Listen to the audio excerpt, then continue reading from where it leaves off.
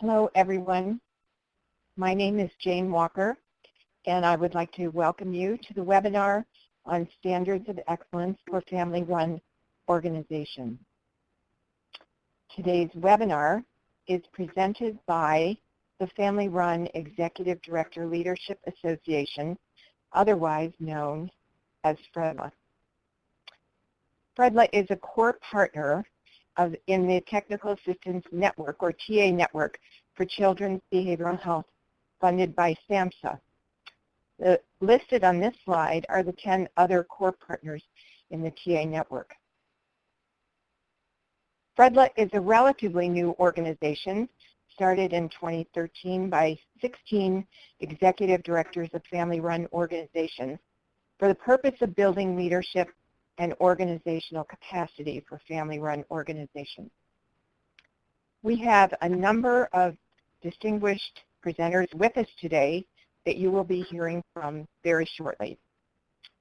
We want to thank SAMHSA for funding this project under a grant with the American Institute for Research, or AIR, who has been very supportive of this project.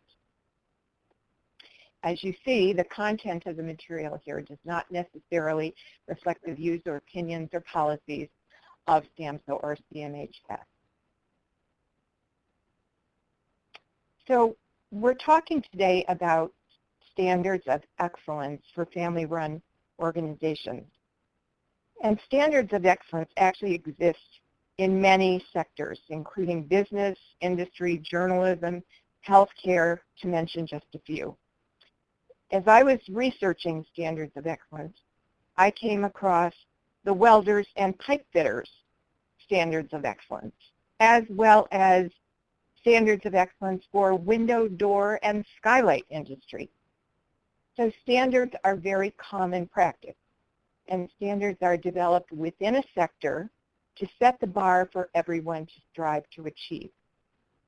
The standards of excellence for family-run organizations include all of the legal requirements for any nonprofit, but also incorporate items that are unique to family-run organizations.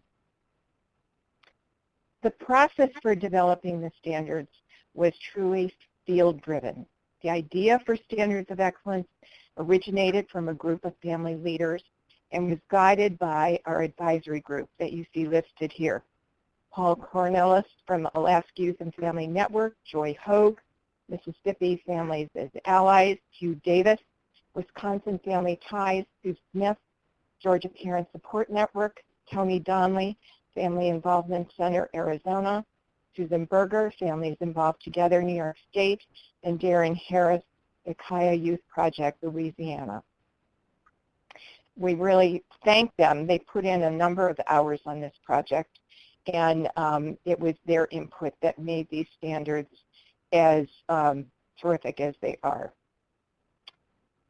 So over the last 25 years, family-run organizations have evolved from loosely structured grassroots organizations to professional organizations with multiple contracts, some Medicaid providers, all very effective advocates in their states.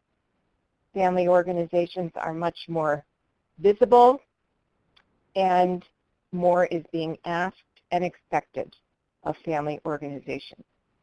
So these standards are really a benefit to family organizations in multiple ways, by providing a roadmap to ensure compliance with legal rules and requirements, strengthening organizational capacity, demonstrating that organizations are committed to excellence, and promoting efficiency, ethical practices, transparency, and accountability.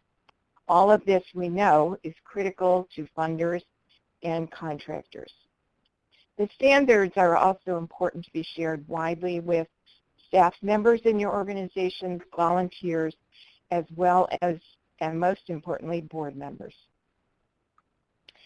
So we're very pleased today to have Gary Blau with us.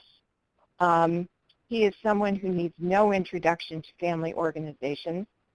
Gary Blau is branch chief of the Division of Service and Systems Improvement at the Center for Mental Health Services at SAMHSA.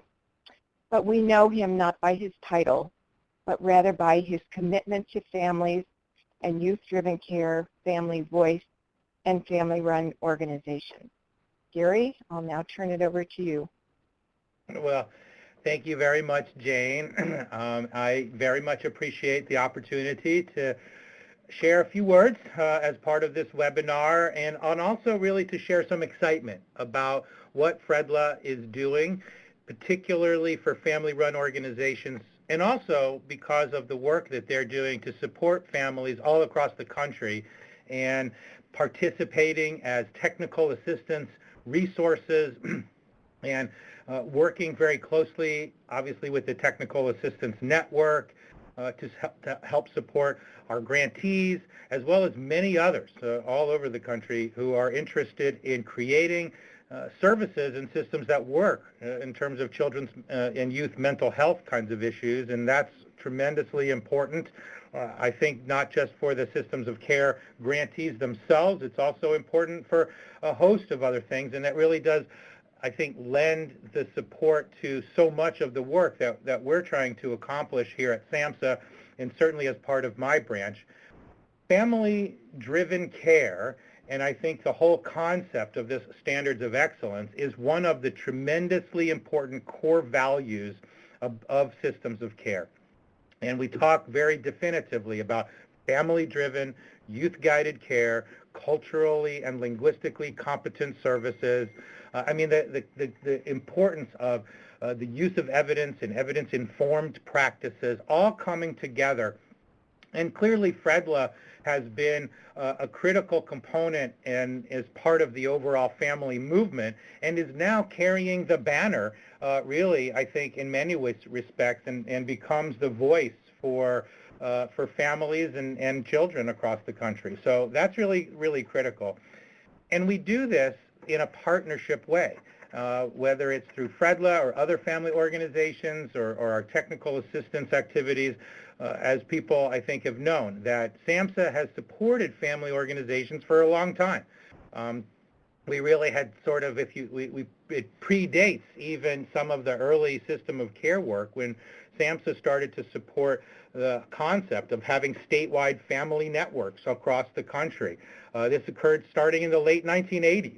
And through that period of time and then beyond, many family organizations have been funded through our statewide family networks program. In fact, we currently are funding 35 organizations, 35 states to implement the statewide family networks. We also are able to fund through the system of care grantees more locally based chapters and other specific organizations geared towards assisting families, and particularly those that I think are operated or have predominant numbers of members of their board who are our family members. And over time, we have seen such an evolution of this movement in terms of the original work that was done in those late 80s into the 90s about family involvement, all the way through the concepts of family-centered care, and certainly now into family-driven care. And we've seen the family organizations evolve also, from being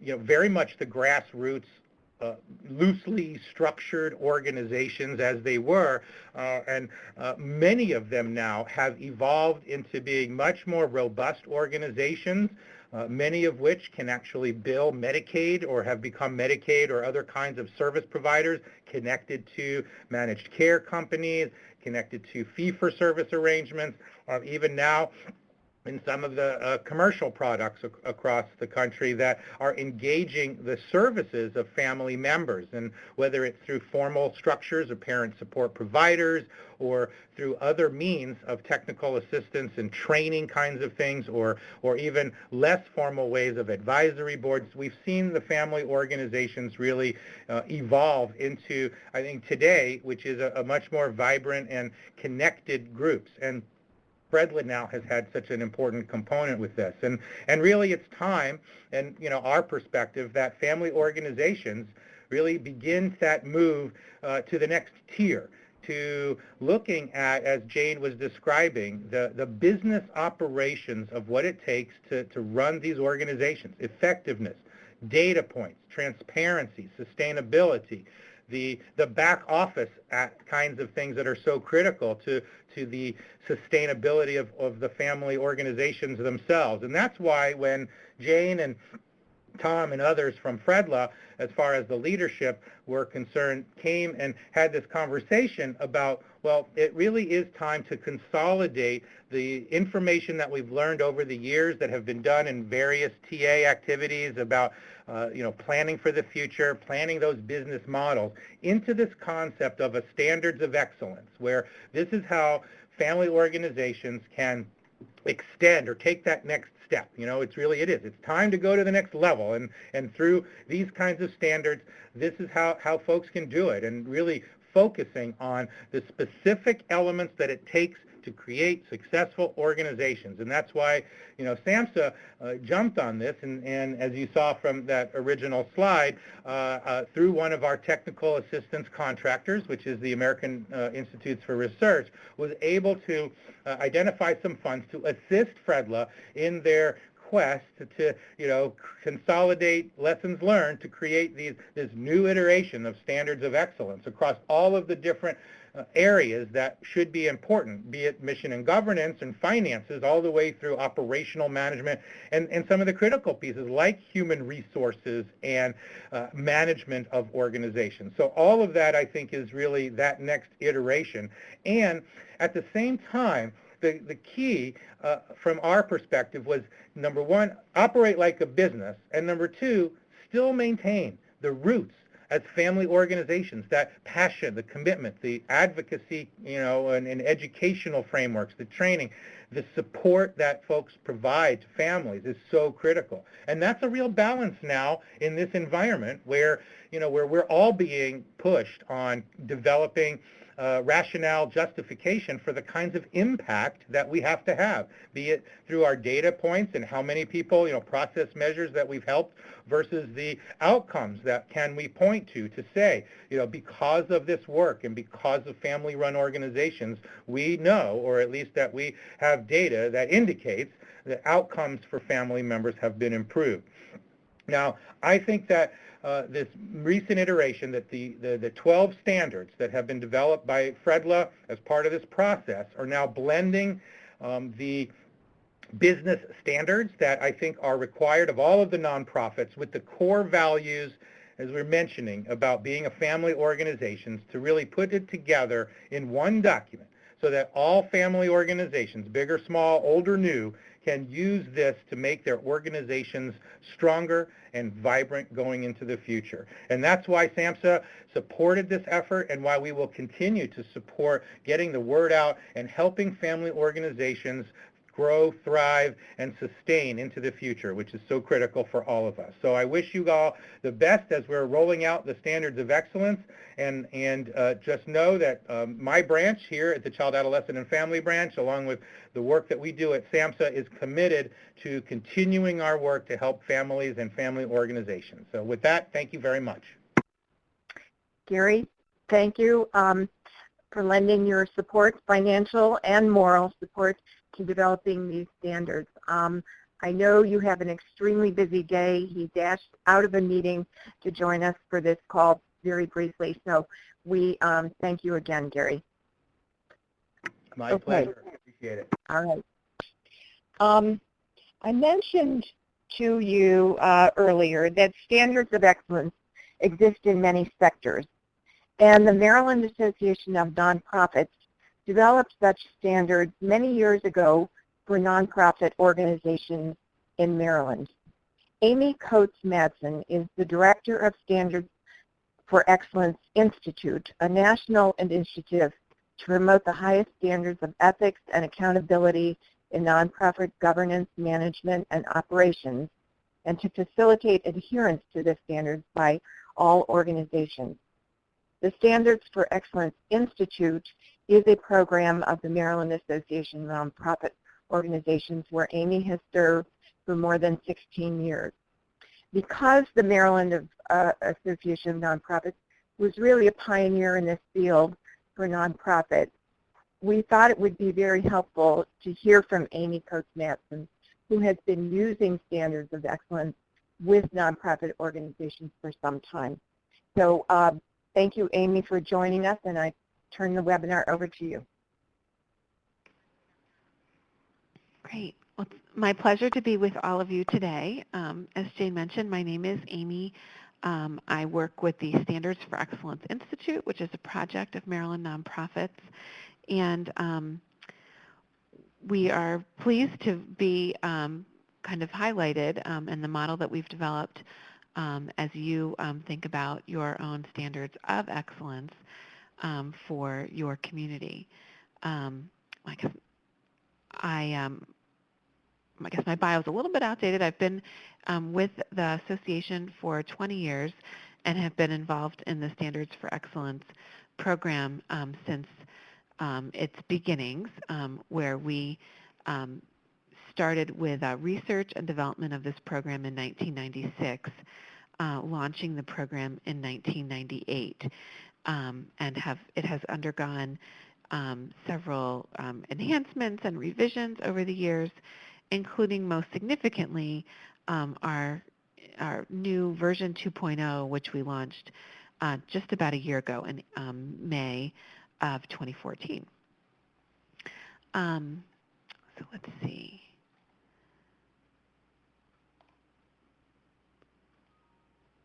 I have the controls. My apologies for my technical, thank you. And so as Jane mentioned, we, through our institute, work to promote the highest standards in ethics and accountability in the way nonprofits are governed, the way they are managed, and their operations, and then to encourage organizations to adhere to our high standards for all nonprofit organizations. And we offer several different components to our program so that we can meet these goals.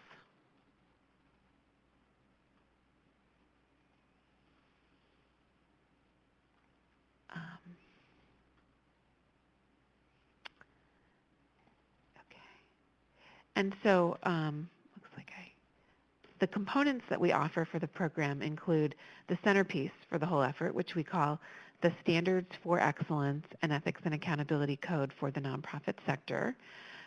We also provide resources and training and materials to help organizations live by these standards, because we feel that it's really vital to make sure that no nonprofit needs to feel like they are reinventing the wheel, or that someone from the outside is encouraging them to meet high standards without providing the support to do so. So we have a big commitment to providing resources and support.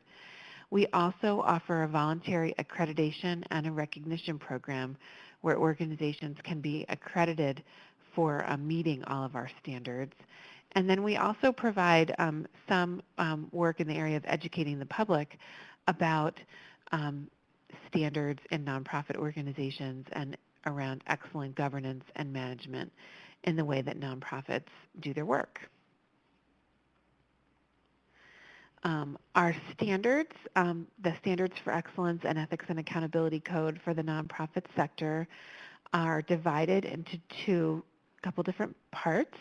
There's a preamble, and then there are 6 guiding principles. That part of the standards is aspirational in nature primarily. With each one of these 6 guiding principles supports one of the 6 main topic areas in our standards, which include mission, strategy, and evaluation, leadership, which includes board, staff, and volunteers, and also a part of that is cultural competency. The 3rd section is legal compliance and ethics. Then we look at finance and operations, resource development, which also includes fundraising, and then finally public awareness, engagement, and advocacy. And there are, within these areas, there are 67 total benchmarks or performance indicators that each fall within one of the 6 main topic areas that again are led by a guiding principle area. Given our timing today, we won't go into sort of the details on what's in each of our standards, but I can tell you if you're interested in learning more about the standards for excellence, we have a website called standardsforexcellenceinstitute.org. I mentioned before that we are very committed to providing our nonprofit leaders with tools and resources so that they know that they have the backup so that they can implement or live by these standards. And it's sort of been our mantra, if it's in the standards, we'll help you do it. That's always been sort of our mantra with the standards. Our resources are in a couple main avenues. One is training programs, in-person training programs, some that cover all of the standards. We call those our signature courses. And then we also have some that are specific topics related to specific benchmarks in our standards. And we call those our topical courses. Some of our courses are offered in person. Some of our courses are offered by webinar as well. And then we also have a whole series of 27 educational resource packages that look at every single item in the standards is supported by an educational resource. So we've got 27 of those altogether that reflect the 27 main areas in our standards code. And those we provide to our members free of charge, and they can be downloaded from our website. We also provide many of the resources that we have developed in-house in Word format so they can easily be customized with the entire packets being distributed as PDFs. And then we also provide assistance to the organizations. Like, for instance, I've got a call scheduled at 5 o'clock to help an organization who wants to make sure that they're complying with all of our standards and resource development, and have had the chance to review some of their documents, and we'll talk with them and troubleshoot some things that they could do differently. But we provide quite a bit of one-on-one technical assistance as well. Through our accreditation program, organizations can voluntarily submit an application package along with an application fee, and each application is reviewed by staff, volunteer peer reviewers, and also with a leading group of Ethics Standards Committee members. It's a 3-tiered review. Approved organizations can display our seal of excellence, which is shown on this slide. It's trademark protected. And then we also have a recognition program where groups can show that they implement a basics group of the standards, which is the selection of those standards. And then another tier up is called Basics Enhanced. So we have that recognition program in addition to our accreditation program.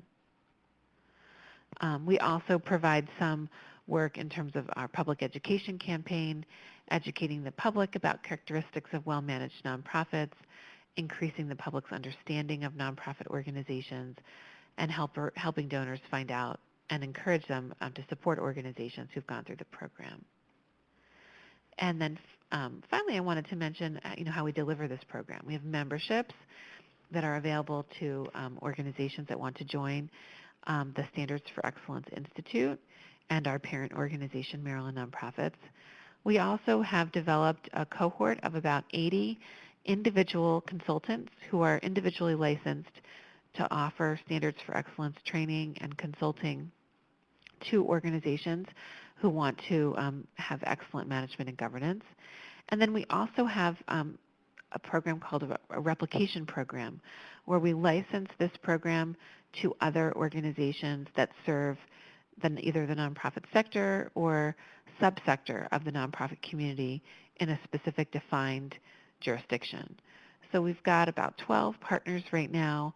Some serve an entire state, some serve a regional area, some serve nationally, and a couple examples of our partners include the American Nurses Association, the ARC of the United States, the Pennsylvania Association of Nonprofit Organizations, the Center for Nonprofit Excellence in Colorado Springs. So those are a few of the partners that we work with, and they have a license to offer either the national version of the materials or a customized version of the materials that we've created. And with that, that concludes my prepared remarks, and I'm ready to see if anyone has posted questions, or maybe that waits to the end. I'm not quite sure. Okay. Amy, thank you so much for joining us on the call today. You've kind of given us a vision of how these standards are used throughout the country, as well as how they developed over time. It sounds like you've had various iterations of them. You've expanded how you can support the standards with nonprofit organizations, and have certainly provided a good picture and vision for us. I have personally known the Maryland Association of Nonprofits for many years. They have a wealth of information and resources for nonprofits and are really a national leader among nonprofit associations across the country. So with that kind of background on how important and what standards of excellence can do, then what about these, the FREDLA standards of excellence for family-run organizations?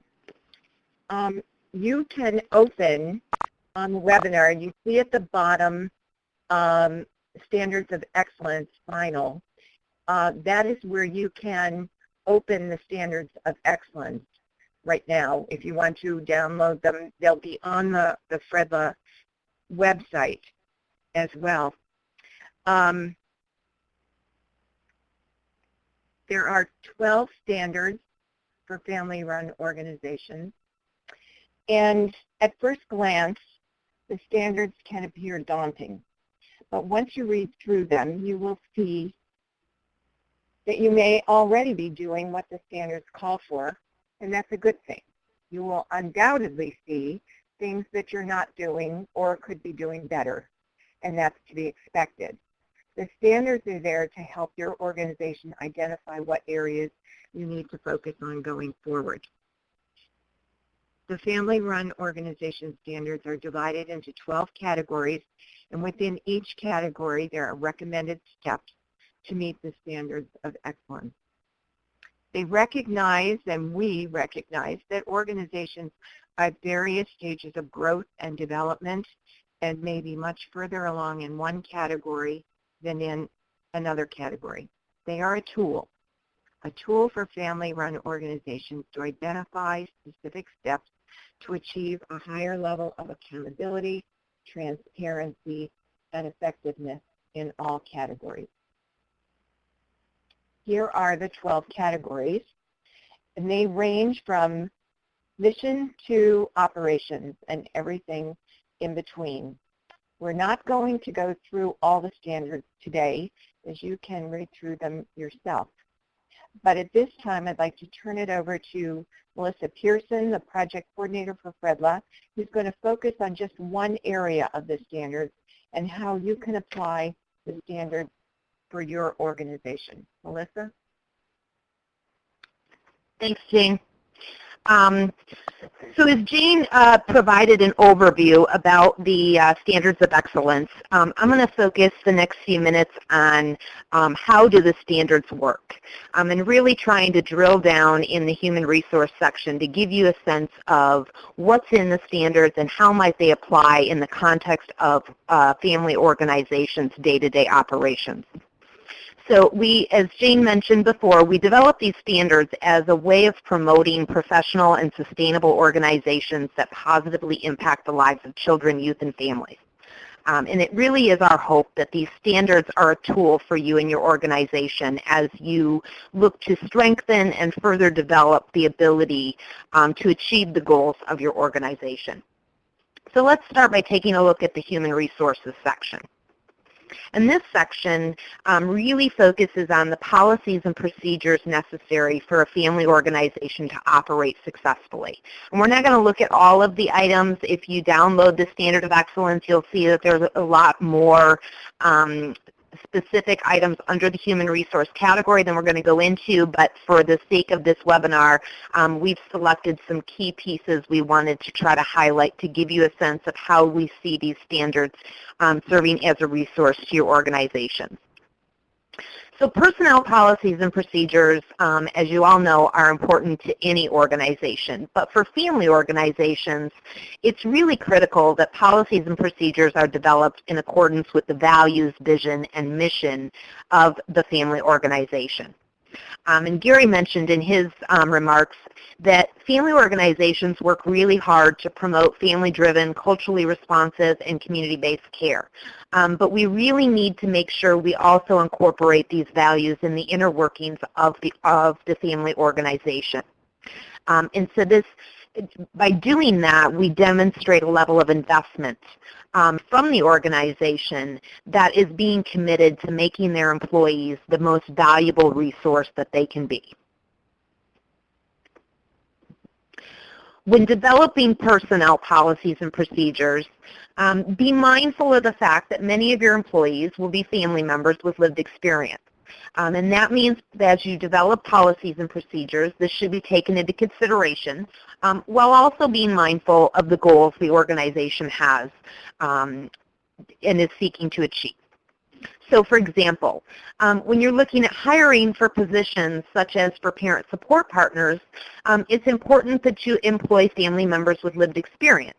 But how do you go about doing that as it relates to hiring? So we would ask that you consider creating job postings that emphasize how someone's lived experience might make them qualified for this position. So for example, a family member who has successfully navigated the process of obtaining special education supports for their child would be much more helpful to a family member in that situation currently than someone who does not have that lived experience of that firsthand navigation process. So since family organizations, as I mentioned, predominantly employ family members, it can be a delicate balance to support employees to address crises within their own families while meeting the organization's contract requirements and deliverables. So let's look at another example. A family organization might employ a parent of a child with a mental health challenge, and that employee comes into their supervisor's office and indicates that their child's been suspended for 10 days due to behaviors at school.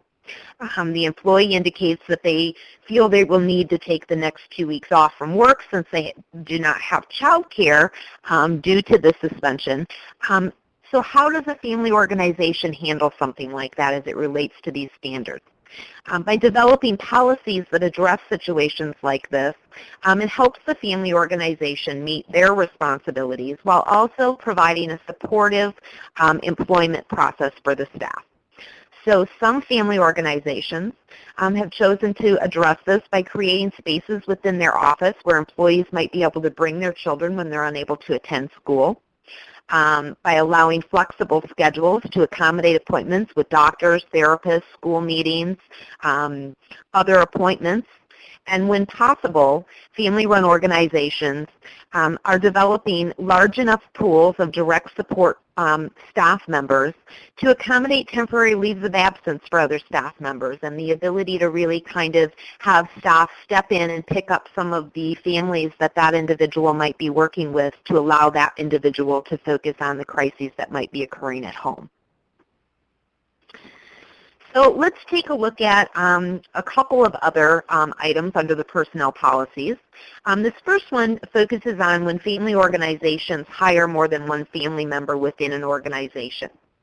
And when this occurs, it's really important to ensure that the other employees within the organization do not feel that it creates a conflict of interest. So family organizations who employ multiple family members should create a separation of duties. So family members do not supervise other family members and that there are protocols in place to address any potential conflict amongst family members in the workplace. So for example, a family organization might employ a parent and a youth from the same family. And when this occurs, the organization can structure the youth's employment so that they take direction and receive supervision from someone other than the parent. and are overseen by someone other than that parent.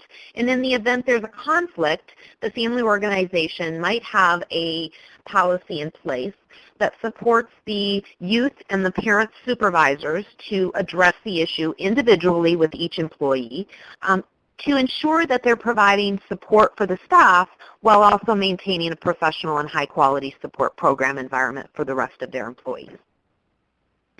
The next piece really focuses on how to create a pool of employees that represents the families and youth that the family organization supports.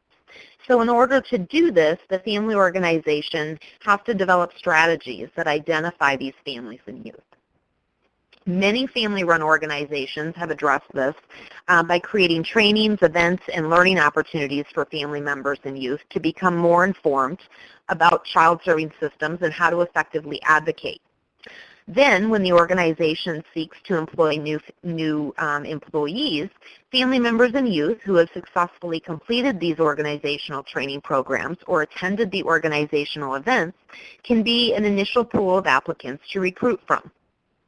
Families and youth can also be a valuable asset to serve on a selection committee to review applications, participate in the interview process, draft interview questions, and offer feedback in the hiring decision.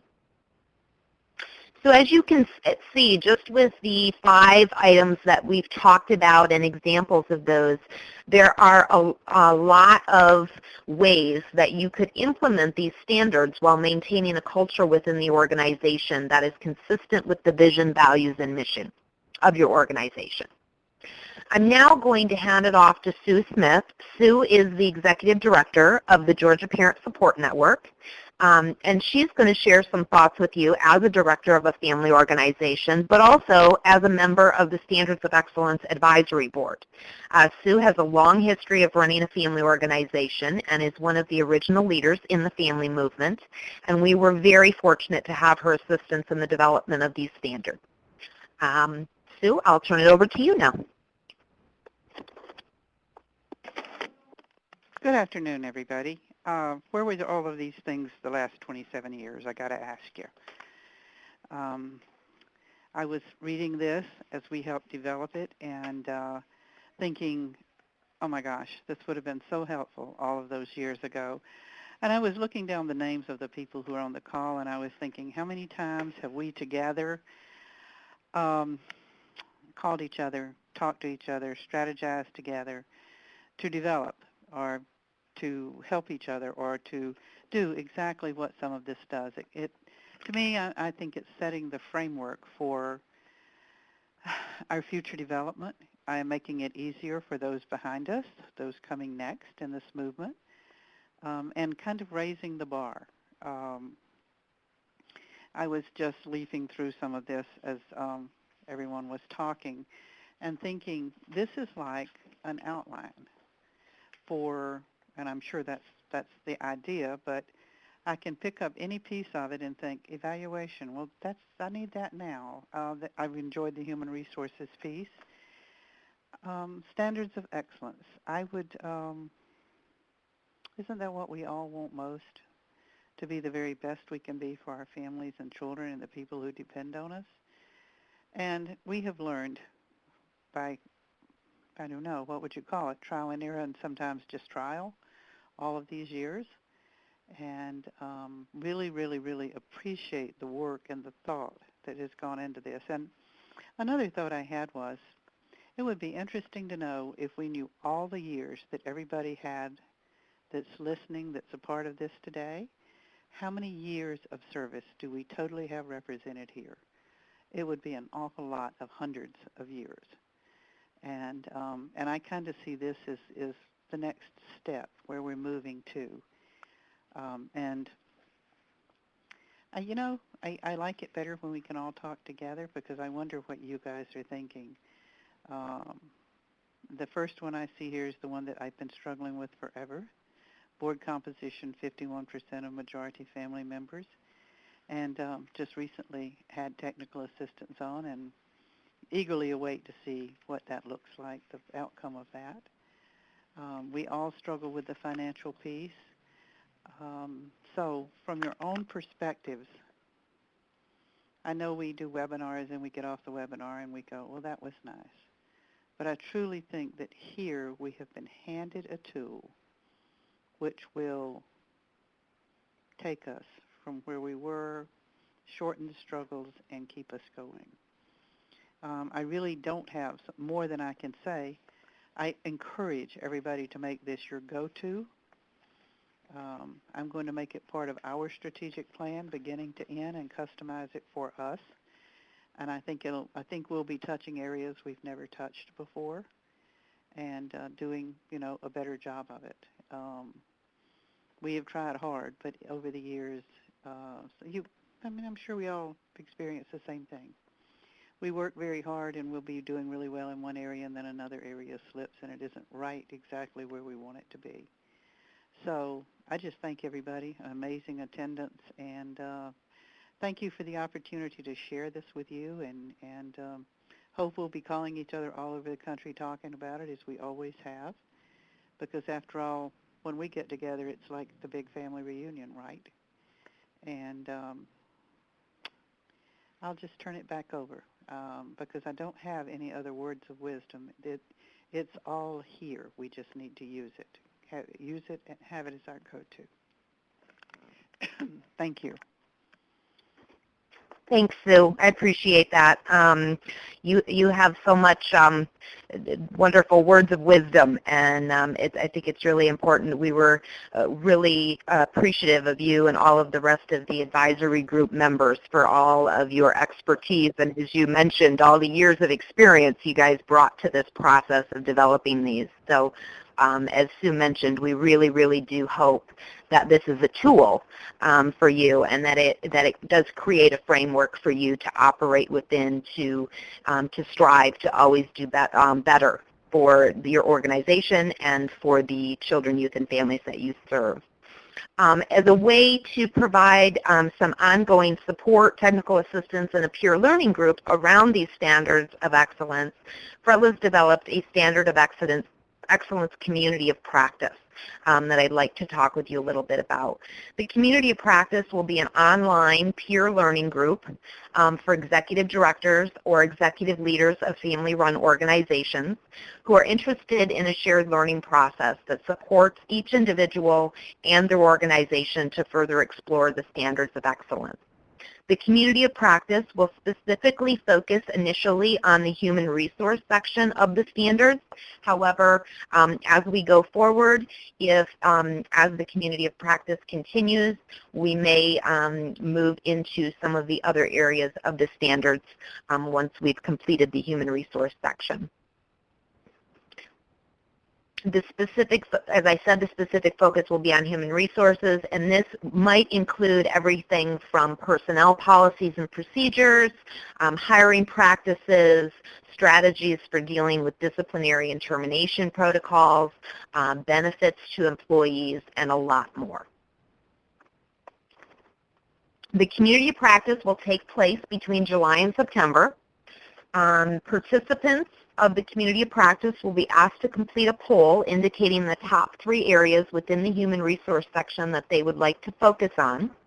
And then an online forum will be utilized for participants to be able to receive information, communicate with one another, and share resources and materials.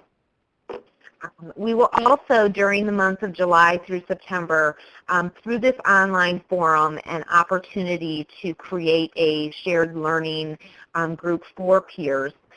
We will be identifying content experts within family-run organizations that connect to the 3 prioritized areas that come out of the participant poll.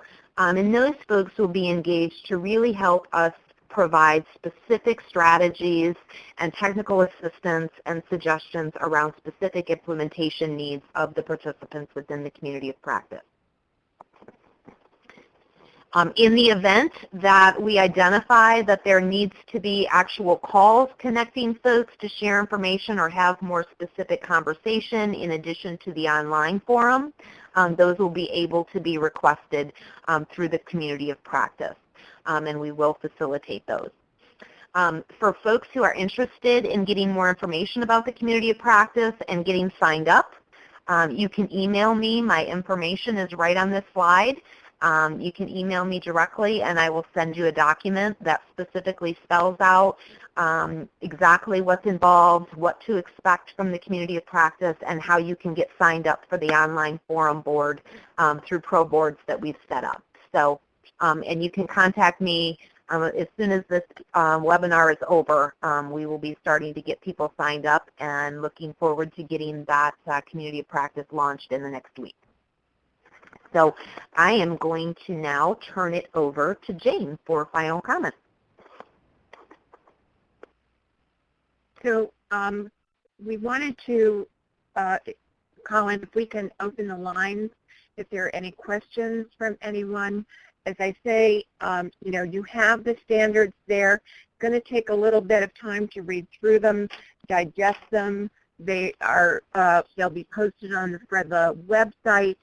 Share them broadly. We will probably be sending them out in as an attachment to an email throughout the country. We want them to be very much used. So are there any questions from anyone at this time? I see lots of comments going on, but they're not really questions. So if anyone has any, we're happy to answer. We still have Amy Coates-Madsen with us as well, if anyone has any questions for her.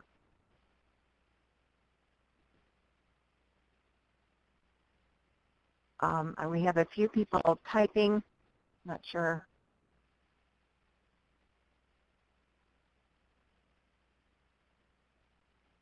Okay, what, who will be the governing body to see if the standards are upheld? That is a great question. So what you heard earlier from Amy Coates-Madsen was a very sophisticated program of how the Maryland Association of Nonprofits has developed standards. Organizations apply to be, well, Amy, you want to talk about that for a minute? You're on mute. If you could unmute how you do that. FREDLA is not at that point yet. That is something we can only aspire to right now. So there is no governing board to it. It's not like a certification process where there is the governing board for the national certification. This is just for you to use within your organization. But Amy, could you talk just for a second about how the Maryland Association of Nonprofits does the monitoring or whatever you call approval process? Sure. Good question. So what we do, we have a voluntary accreditation program where, we have, big group of members, and the only thing that we request of all of our members is that they make a commitment to the guiding principles of our standards. And they need to do that when they become a member and then when they renew their membership. For those groups who take part in our voluntary accreditation program, they submit an application that's an online application showing evidence that they live by these standards. The applications are first reviewed by staff, and then the applicants are given the chance to respond. Then they're reviewed by 3 anonymous, independent reviewers that do not have a conflict of interest with the organization. At the conclusion of that, they're given an opportunity to respond. And then finally, the third step of the review is what we call our Ethics Standards Committee. So that's a leadership committee of individuals who have many years of nonprofit experience, and they take the recommendations of the staff and the recommendations of the peer reviewers and make a final determination whether the organization is approved and can be accredited. The organizations then learn that they have been approved. They are given a license to allow them to display our seal on their materials, and the license is for a specific period of time, generally 3 years, and then upon renewal, the renewal cycles are every 5 years. And they say that they're going to continue to implement these standards during that term. And if we find that they are not, we are in the difficult situation where we have to remove the seal if the organization does not continue to implement the standards. Okay. So that's how, and did you start out that way when you developed the standards? We started, yes. However, the tiered recognition, which allows organizations to be recognized for implementing kind of the basics and then basics enhanced set of standards, which are sort of the base level, that was not part of our initial program. That didn't get started until 2012, when the rest of the program came up in 1998. Okay. So one could say that these are just the beginning for family-run organization standards, and that we too, as an industry, have a long way to go in furthering our own standards. So this is just the start, but there is no governing board, there's no monitoring, there's no application at this point. This is there as a tool at this point. We have a couple more comments here about affiliating with strengthening families, or where was it?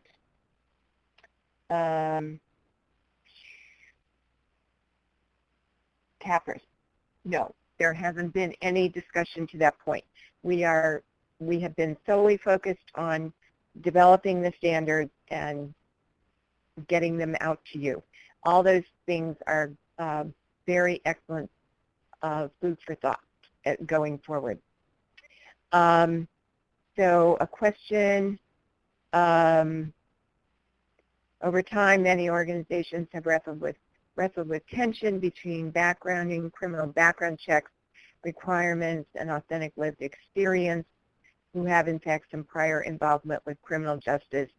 The same tension arises in context of adult peer support and sometimes with certified substance abuse.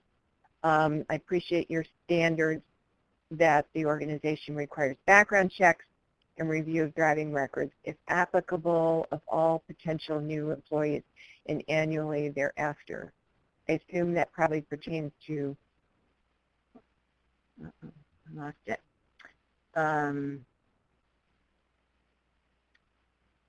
Volunteers as well. Does FREDLA,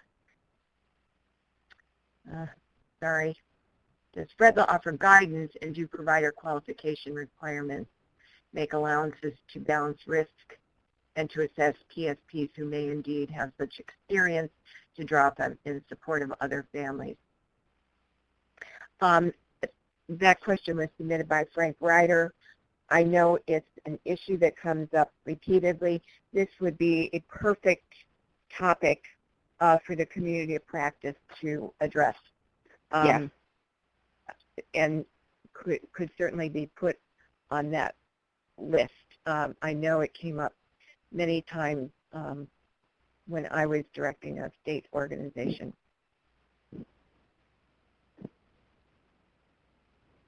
Okay. Yeah, we dealt with it too, Jane, in Michigan, and I think it's a process of, you know, we can offer some examples and we can identify some family organizations around the country who have been able to you know, to work through this issue and be able to make allowances to balance those risks and to recognize that families, for example, with, you know, child protective services experiences are, you know, able to provide a level of lived experience that others can't. And so those are important, an important expertise for family members to be able to access in that peer support capacity. So those would be the exact kinds of things the community of practice will talk about and will share examples about and discuss ways that family organizations can plan around how to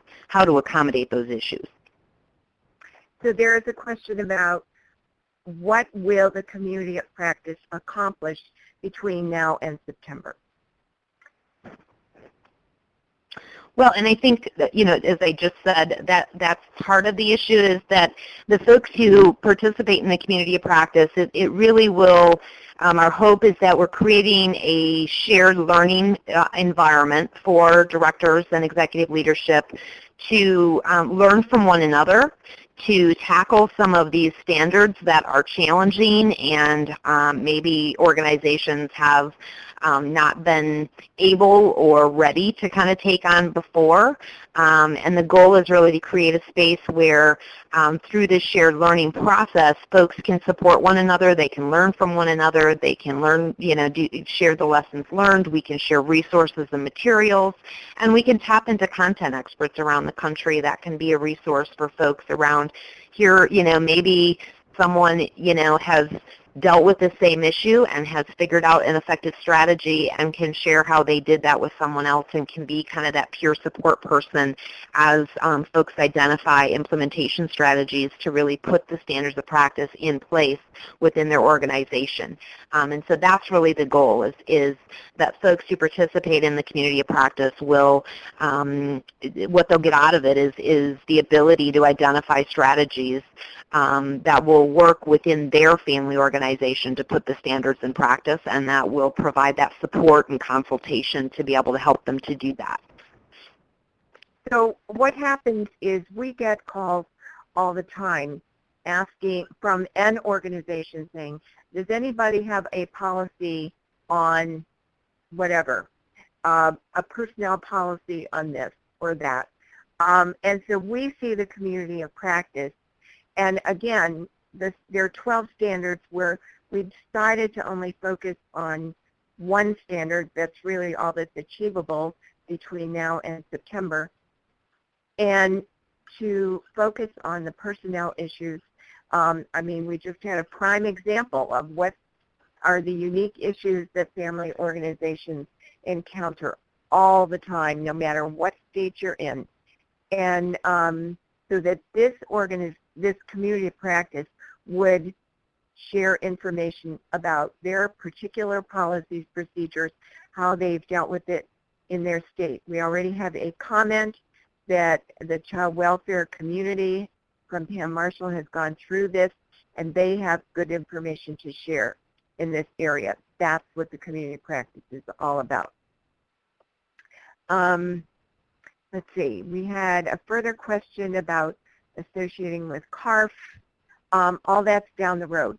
That is, we've had conversations with CARF. As a matter of fact, CARF, for those who aren't familiar with CARF, they are accrediting body for organizations. We actually had CARF do a webinar for FREDLA last year, as well as COA. Both are accrediting organizations. We have not moved to that stage yet with regard to the standards. I think that's something down the road. There's another question. Really like the standards. This does require enough funding for staff to meet all components. How would you work with organizations without adequate funding to meet all standards? That's an excellent question. And I think you have to view the standards in light of where your organization is at. So obviously, if you've got, 4 staff as opposed to 44 staff, meeting the standards of excellence is going to look very different. There are certainly elements that are going to be, across the board for every organization. But, you may not have volunteers in your organization. You may not have multiple grants where you need all of the many aspects of the financial accountability, but you definitely need a mechanism for financial accountability. So I think you have to look at them in light of where you are, what your organization looks like, what your capacity is. So definitely the standards apply whether you've got 4 people or 44, but how you meet those standards is going to look very different.